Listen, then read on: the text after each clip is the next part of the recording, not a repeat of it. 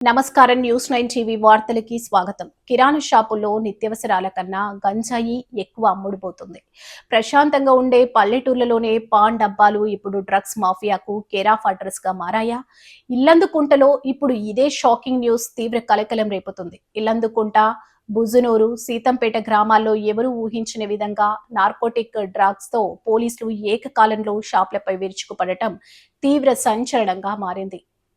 అసలు పల్లెలోకి ఈ స్థాయిలో గంజాయిని పంపిస్తున్న ఆ మాఫియా ఎవరు? అమాయక యువతను మత్తులో ముంచుతున్న ఆ అదృశ్య హస్తాల వెనుక ఏ బడాబాబులున్నారు?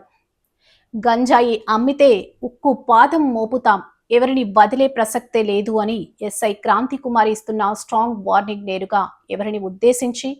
సాధారణ తనిఖీలే అయినా నార్కోటిక్ డాగ్స్ ను రంగంలోకి దించాల్సినంత అవసరం ఏమొచ్చింది?